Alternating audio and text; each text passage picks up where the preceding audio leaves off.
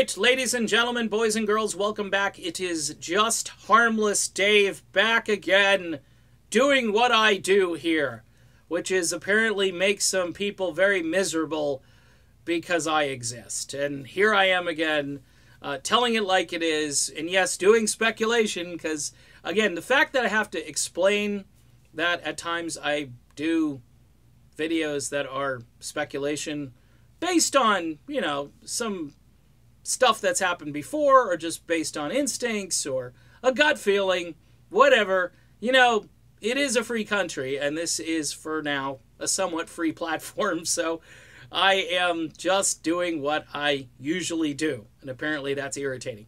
So anyway, thanks for tuning in. You know, this is real music, real time, real people, all that fun stuff.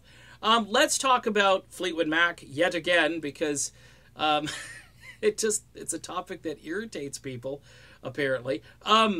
Here's the deal about the Billy Burnett tweet early on during the Fleetwood Mac Star Search competition, where they're looking for that big name entertainment to coexist with the current lineup, and they found that big name entertainment with Neil Finn and Mike Campbell.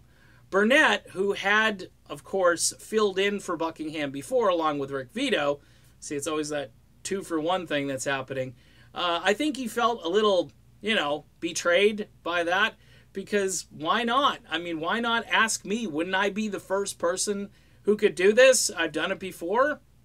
But yet, the key factor now in most of these selections, and it worked for the Eagles, right? Not necessarily with Deacon Fry, but bringing Vince Gill in. Vince Gill was brought in out of left field, if you ask me. What connection did he have with the Eagles? Oh, I know. On a country tribute album to the Eagles, he sang an Eagles track. He sang a tune, I think, that Tim Schmidt originally sang. I think it was I Can't Tell You Why, right? So that endeared him to maybe, I don't know, upper management, Azoff Incorporated, whoever it was, and said, hey, bring Vince Gill in. His career right now in the country world, I mean, country's moved on. They're doing bubble gum and rap and stuff, and Vince doesn't really fit that. He'd be great in the Eagles. He's a good guitarist, and he'll make people forget about Don Felder. No, that didn't work. But he'll soften the blow of Glenn Frey not being there. Actually, he didn't even do that, because Glenn's son Deacon has done that. So why is Vince Gill there? Okay, it's the same reason Neil Finn is in Fleetwood Mac. It's name ID. And all of the marketing, all of the focus testing, all of the surveys, all of the, yeah, you know, hey, phone call, what do you think of putting this guy in this band? Yeah, that's a good idea. I like that guy. The average person is going to hear a name and say, okay, sure, I'd like that.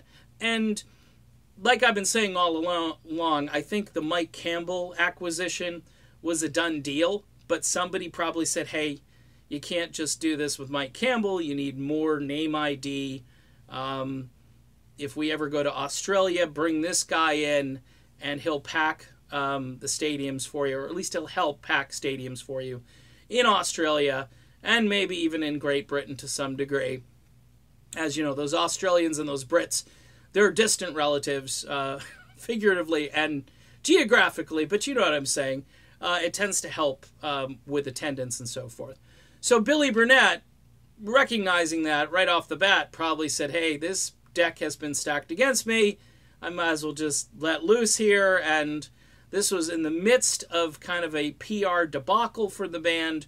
This is prior, I think, to their Ellen appearance and some of the other things that, of course, got the rubbernecking started, where people are going to see what this might be and what this might sound like.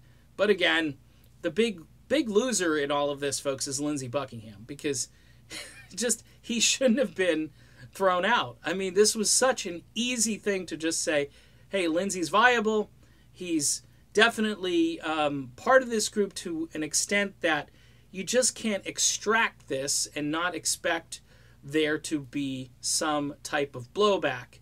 And for Billy Burnett, I'm sure he thought, hey, why not me? But certainly, again, using the model that these guys have started to follow with members being ejected or, leaving planet Earth, or whatever the reason is, a lot of the focus testing and the marketing and the stuff that's done now says band swapping. In other words, getting members from other groups to be in your group to create a new buzz and a new curiosity factor. Worked for the Eagles, and apparently, according to those numbers that they're crunching with 1.8 million in, revenue for each concert that Fleetwood Mac plays. I don't know if it's gross or if it's net or whatever, but 1.8 million, they're thinking that their 2 acquisitions are working just fine. So we shall see how it all pans out when the touring finally stops. Okay, done with this video. Be back soon. Maybe. See ya.